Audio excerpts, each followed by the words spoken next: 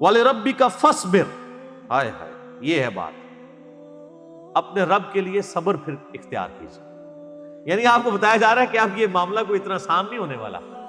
آپ ذرا دیکھیں جب یہ آیات نازل ہو رہی ہیں اس وقت تو آپ علیہ السلام کے تو دماغ میں بھی نہیں یہ بات کہ میرے ساتھ آگے ہونا کیا ہے۔ ایک شخص جو عرب کے لوگوں کی آنکھوں کا تارا ہے، جسے سب لوگ سر پہ اٹھائے ہوئے ہیں، صادق اور امین کہتے ہیں، اس کی مثالیں دیتے ہیں، اس کے فیصلوں کا احترام کرتے ہیں، اور وہ اس خاندان سے ہے جو خانہ کعبے کا متولی بھی ہے۔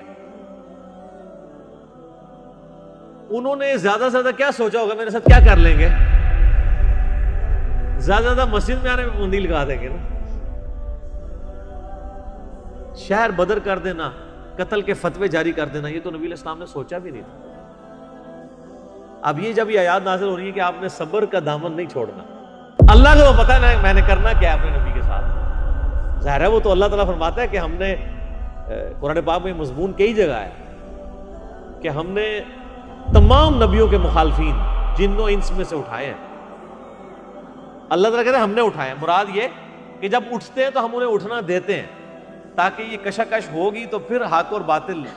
کی کشاکش کے بعد پھر سچائی کی چاشنی فیل ہوتی ہے نا۔ اگر پیاس ہی نہ ہو تو ٹھنڈے پانی کی قدر کیا آئے گی؟ تو اللہ تبارک و تعالیٰ نے اپنے نبی کو بھی ان آزمائشوں سے گزارا ہے۔ انڈیویجول آپ علیہ السلام پہ بھی بہت آزمائشیں آئیں اور اجتماعی طور پہ صحابہ اور اہل بیت پہ بھی آئیں، لیکن جب یہ آیات نازل ہو رہی ہیں تو اب آپ یہ سمجھ لیں کہ یہ ابھی آپ علیہ السلام کے یعنی جو بخاری مسلم میں آتا ہے کہ آپ کے پیٹھ کے اوپر اوجڑی رکھی گئی اور آپ اٹھ نہیں سکے، یہ واقعہ نہیں ہوا۔ آپ کے گلے کے اندر صحیح بخاری مسلم میں آتا ہے کہ وہ ڈالا گیا کپڑا اور اتنی زور سے دبایا گیا کہ قریب تھا کہ آنکھیں ابل آتی، یہ اب واقعہ نہیں ہوا۔ طائف کا واقعہ نہیں ہوا کہ جس میں پتھر اتنے مارے گئے کہ مبارک خون سے جوتیاں بھی بھر گئیں، یہ واقعہ نہیں ہوا۔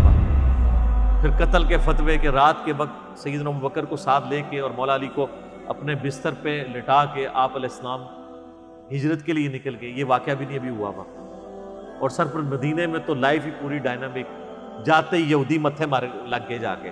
منافقین، اوپر سے کلمہ پڑھ لیا، پیچھے سے وہ جڑیں کاٹتے رہے۔ پھر غزوہ بدر میں جو کچھ ہوا،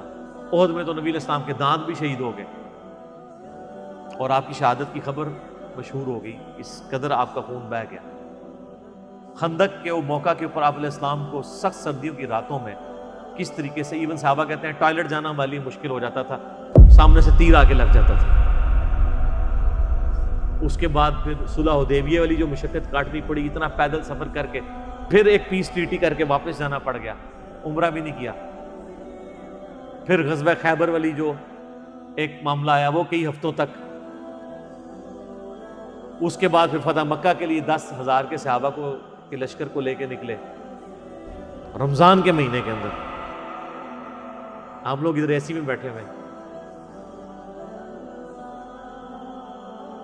اور پھر ختم نہیں ہوا معاملہ، فوراً فتح مکہ کے 3-4 مہینے کے بعد قبیلہ حوازن کے ساتھ جو ہے وہ جنگ غزوہ حنین ہو گئی، 12,000 کا لشکر تھا، بس تکبر کے جملے نکل گئے کچھ اصحاب سے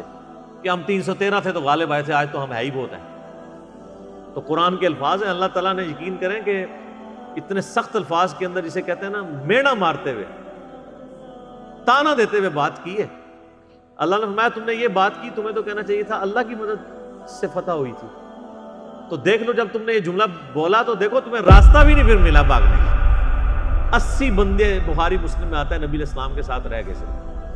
12,000 میں سے 80 بندے، باقی سب بھاگ گئے۔